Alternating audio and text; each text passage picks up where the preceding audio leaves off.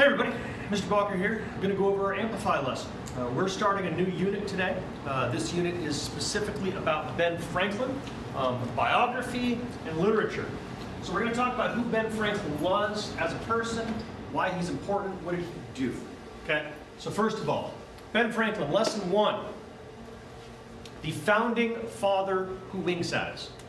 Why do they call him that? That's the point of the whole lesson, guys. First of all, you have to understand what a wink is, right? What does it usually mean, right? It could be flirty, it could be sarcastic, it could be jokey. In most people's experience, especially at the point in time that this is, a wink indicates to somebody like, I'm kind of messing with you, I'm kind of pulling your leg. It's a little joke.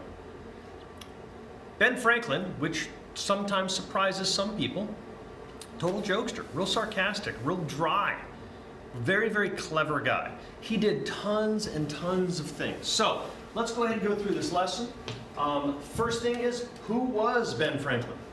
Ben Franklin was many things. He was a writer. He was a politician. He was an inventor. He was one of the writers of the Declaration of Independence, which freed us from British rule. Very important figure in our history for sure. One of the things that I like best about Ben Franklin is what he did for kind of American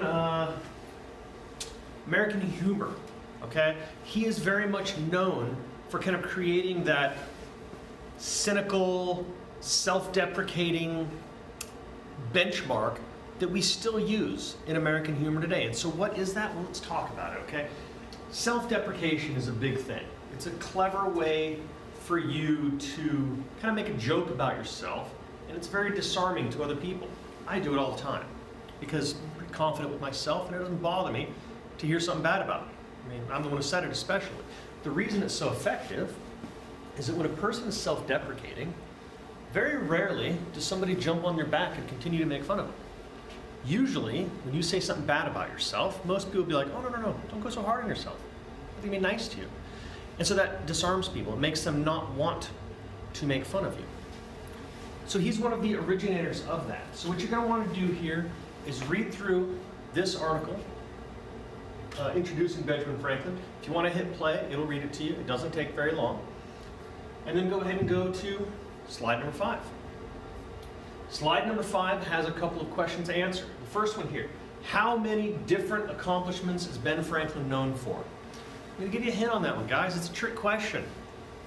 How many things is he known for? Everything. The guy did so many things. He was one of the foundational understanders of electricity and lightning. He invented bifocal lenses. He was an American statesman to France. There's just, you could go on and on with the number of things that this guy did. So if you want to, look it up. But I mean, it's tons. The second question was a lot better. What are 2 accomplishments that he has that seem unrelated? Well, he was a writer and he was an inventor. Those are 2 things that, at least to me, stand out. Most of the time, a writer is just a writer. They don't do another thing, right? But very rarely is an inventor also a statesman. Very rarely do those things go hand in hand. So look through what he's done and pick a couple of things that you think he did that you're like, hey, that's kind of weird. It surprised me he did both of those things. And then go to our next slide, number 6. Civic improvement. Let's talk about civic improvement because this is a big thing that Ben Franklin did. Civic means for the community. Okay? Civic duty is your duty to the other people that live in, occupy, participate in your community. A mayor is a civil servant, right? Our president, in theory, serves the people. It is a civic responsibility where your actions should directly help the other people around you. That's the goal. Ben Franklin was a big pioneer when it came to this. One of the things he thought up that was huge is the lending library. Okay, you guys have all heard of the library. They're not nearly as important right now as they were years ago because now we've gone to a much more digital presence. But you got to go back. Again, I've told you this before. You have to look at the context for the time that the thing was written. It's more important when it was written what was going on then when it was written, what's going on now, it's irrelevant now. So let's talk about this. Mid-1700s, you want a book. One, books are expensive. The printing press barely is a thing. So buying a book means you've got to send away to Europe to where the printing presses are located, pay a bunch of money, wait for the book to get loaded on a boat and sent back to America so that you can finally have your book.